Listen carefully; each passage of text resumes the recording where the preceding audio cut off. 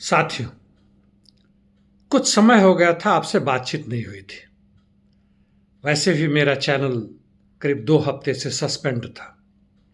पहले भी कई बार हो चुके हैं। खैर, आज ऐसे ही भारत की स्थिति, दुनिया भर की स्थिति पर कुछ हल्की सी चर्चा करने की बात है।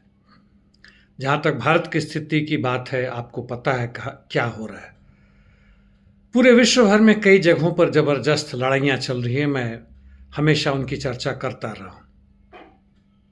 भारत में चुनाव हो रहा है। लोग इसको कई तरह से देखते हैं। कल मैंने देखा, एक प्रश्न था कि नोटा से देना, यानी नोटा के ऊपर बटन दबाने से अच्छा क्या यह नहीं कि हम किसी और पार्टी को दे दें? नोटा में क्यों बर्बाद करना है? नन ऑफ द एबव, यानी मैं किसी को वोट नहीं दे रहा हूं। मर्जी आपकी है, कोई अंतर खास नहीं पड़ने वाला जहां तक मेरी समझ है। वैसे भी चुनाव की परिस्थितियां जो हैं वह स्पष्ट दिखाता है कि कहीं से भी चुनाव निष्पक्ष नहीं है, स्वतंत्र नहीं है। पैसे की गैर बराबरी, हम और आप खड़ा होना चाहें चुनाव में तो शायद पर्चा ही निकाल सके अधिक से अधिक, या सोशल मीडिया पर प्रचार कर सके। 200-400 वोट मिल जाए 2-4 लाख की जगह पर जीतने के लिए, अलग बात है। अधिक से अधिक हम 2 से 5 लाख खर्च कर सकते हैं। 2-4 करोड़ से भी नहीं होगा। यहाँ तो 100 करोड़ से ऊपर चाहिए एक सीट के लिए। एक बंदा यदि जीत जाता है तो वह क्या कर लेगा? लोकसभा में चले जाए, विधानसभा में चले जाए, मुखिया भी बन जाए तो क्या कर लेगा? इसी व्यवस्था में, यानी मान लीजिए किसी को भयानक बीमारी कुछ लगी पड़ी है, कैंसर हो गया, कई तरह के गांठ आ रहे हैं, पूरे शरीर में फैल रहा है। हो सकता है एक कोना में आप उसको ठीक करने की कोशिश करें, मरहम पट्टी लगा दें, लेकिन वो फैल रहा है बुरी तरह। भारत में पूंजीवादी सत्ता ने, पूंजीवादी व्यवस्था ने पूरे समाज में कैंसर का बीज बोया था काफी समय से। देश की स्वतंत्रता के बाद से दिखा, हर तरह से, संवैधानिक रूप से, असंवैधानिक रूप से, सामाजिक, सांस्कृतिक, हर तरीके से, धार्मिक, जातीय दंगा वगैरह वगैरह, सब कुछ होता रहा। और आज हम यहां पहुंच गए हैं कि हम बगल वाले से भी मिलने को तैयार नहीं है। शक की नजर से देखता है, बातें भी नहीं कर सकते। चुनाव प्रचार किस तरीके से हो रहा है वह भी मालूम है। इस चुनाव प्रचार में राज्य का किस तरह से हस्तक्षेप हो रहा है वह भी दिख रहा है। राज्य बोले तो ऊपर से ऊपर तक के न्यायालय भी हैं। 1-2 वर्डिक्ट जरूर हमारे पक्ष में आते हैं, बहुत खुश होते हैं। पुलिस प्रशासन, आपको मुझसे ज्यादा पता है। सेना के ऊंचे अधिकारी, वहां भी किस तरह का प्रवेश हो चुका है धर्म का, धर्म के कीड़े का, वह नजर आ रहा है। जितने भी सीक्रेट एजेंसीज हैं, ईडी, सीबीआई वगैरह वगैरह, वह भी नजर आ रहा है। अब सत्ता बदलने की बात जैसे बिहार में है, वह भाजपा नहीं करती, उनकी जगह पे कोई और करता है। आखिर उसके अधिकारी ऐसा क्यों करेंगे? रिटायरमेंट के बाद से उन्हें अच्छे अच्छे पोस्ट मिलेंगे, या हो सकता है उन्होंने कुछ भ्रष्टाचार किए, पकड़े गए, और वो दूसरे भ्रष्टों को पकड़ेंगे। भ्रष्टाचार हर जगह है। अधिकांश भ्रष्टाचारी जो कांग्रेस विपक्ष में थे, आज भाजपा में जा चुके हैं और दूसरों को फंसा रहे हैं, पकड़ रहे हैं, जबरदस्ती कर रहे हैं। कोई जरूरी नहीं कि भ्रष्ट ही लोगों को पकड़े, ऐसे भी लोगों को पकड़ लिया और उनके परिवार वालों को तंग कर रहे हैं ताकि आना ही आना है और आपके विरोधी खेमा में चले जाए, नजर आ रहा है। खैर, चुनाव से चुनाव तक की यह प्रक्रिया है, यह राजनीति है। मान लेते हैं कांग्रेस जीत जाता है, तो कांग्रेस ने जिस चीज का आधार बनाया था, आर्थिक वैश्वीकरण हो रहा था, उसी को तो भाजपा ने आगे बढ़ाया। कांग्रेस भी जातीय और धार्मिक, उसके जितने सहयोगी दल थे वो सारे के आधार पर चुनाव लड़ते थे, जनता को बांटते थे। आखिर क्या मजबूरी है कि जनता को इस तरह बांटने की कोशिश करते हैं, आपस में लड़वाते हैं, केवल वोट के लिए? या जनता की मांगों को, जनता की जरूरतों को पूरा नहीं कर सकते? जनता यानी मेहनत कश आवाम, मजदूर, किसान, इनकी क्या जरूरत है?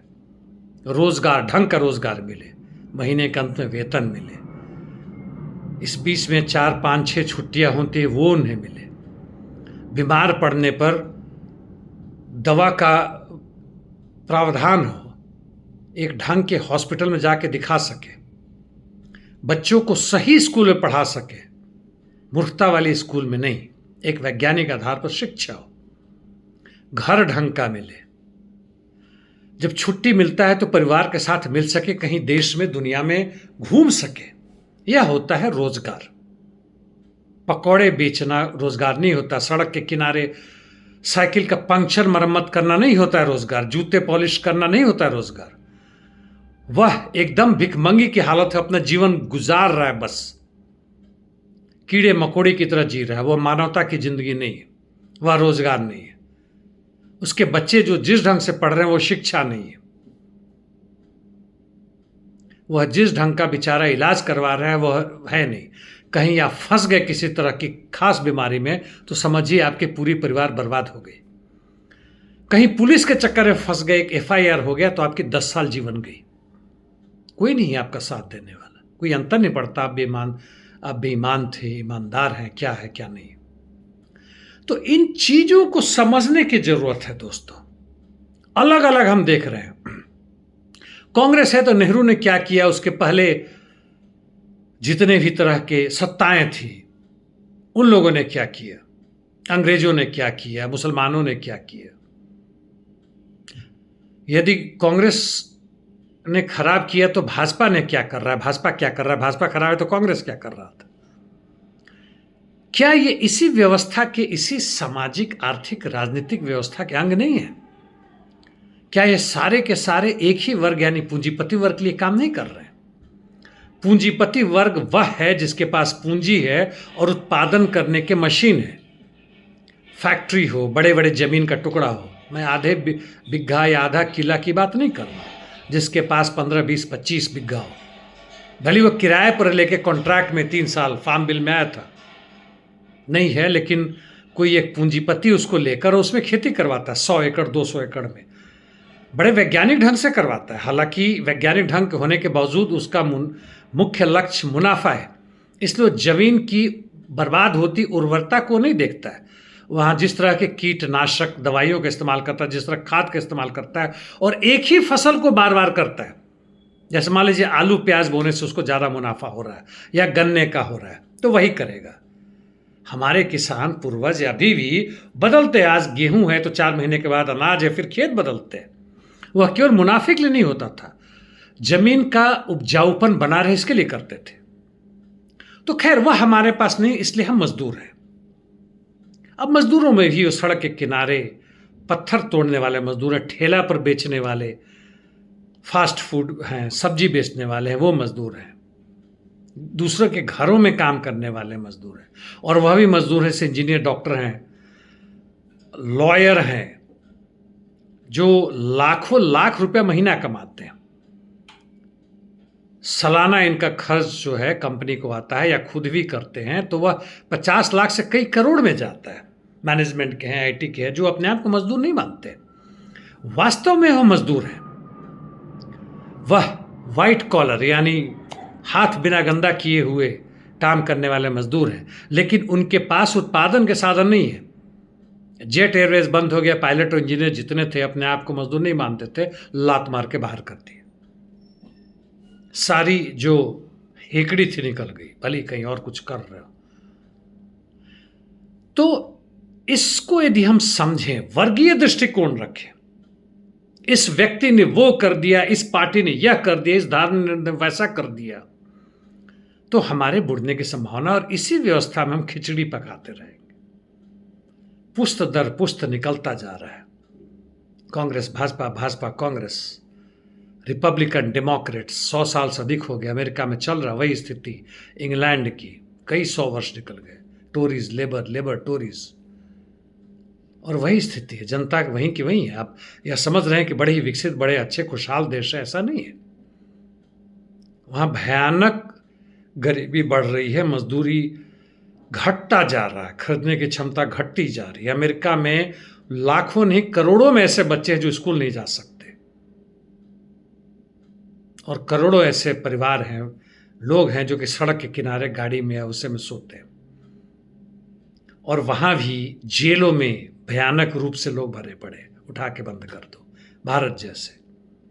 ईरान में कल या परसों 9 लोगों को फांसी पर लटका दिया गया क्योंकि वो लोग किसी न किसी तरह के ड्रग का इस्तेमाल कर रहे थे जो वहां पे बैंड है। और ईरानी सरकार कहती है कि अपराध रोकने के लिए, इस तरह के भ्रष्टाचार रोकने के लिए जरूरी है कि कड़ी से कड़ी सजा दी जाए ताकि बाकी लोग नहीं करें। और पिछले साल में उन्होंने 900 से अधिक लोगों को लटका दिया, मार दिया। अपराध का कारण यह नहीं कि हम अपराधी हैं, इसलिए कि ईरान की स्थिति, आर्थिक स्थिति भयावह हो रही है। भारत में अपराध की स्थिति बढ़ रही क्योंकि यहाँ पॉलिटिकल पार्टी अपराध कर रहे हैं और हमें मजबूर कर रहे हैं। मुनाफा कमाने के लिए वो खैनी का इस्तेमाल और खैनी चैनी वगैरह का इस्तेमाल कर रहे हैं, मुंह में गुटखा खा रहे हैं, करवा रहे हैं। और 20 लाख से अधिक हमारे युवा माउथ कैंसर से पीड़ित हो रहे हैं हर साल। वह पैदा कर रहे हैं, वो अपराध पैदा कर रहा है, वह बीमारी पैदा कर रहा है, ज्ञानता, अविश्वास, अंधविश्वास सब कुछ पैदा कर रहा है और आपस में लड़ाइयाँ कर रहा है, घृणा का माहौल कर रहा है।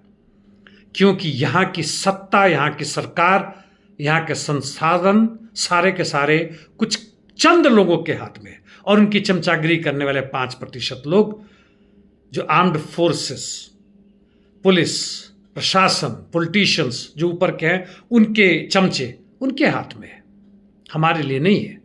जब तक हम इस चीज़ को ना समझेंगे, सारे मजदूर, किसान, बेबस जनता, मेहनतकश जनता एक साथ नहीं आते और उनकी सही में एक क्रांतिकारी पार्टी मजबूत नहीं होती, हम किसी भी बदलाव की आशा नहीं कर सकते। हाँ, खैर ख्वाब तो देख ही सकते, जरूर देखना चाहिए एक अच्छे समाज की। जहां ख्वाब देखना बंद हो जाए वह समाज तो मर ही गया है। पाश को याद कीजिएगा।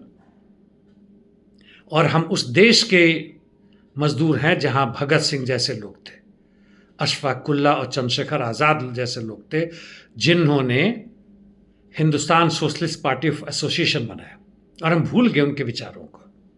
और जब तक हम अपनी सत्ता अपने कब्जे में नहीं लेते हैं, अपनी मिट्टी अपने कब्जे में नहीं लेते, अपने जितने भी उत्पादन के साधन अपने कब्जे में नहीं लेते और अपने तरीके से नहीं चलाते हैं, हम इसी तरह से कीड़े मकोड़े की तरह जिंदगी जिएंगे, एक दूसरे को मारते रहेंगे। धन्यवाद।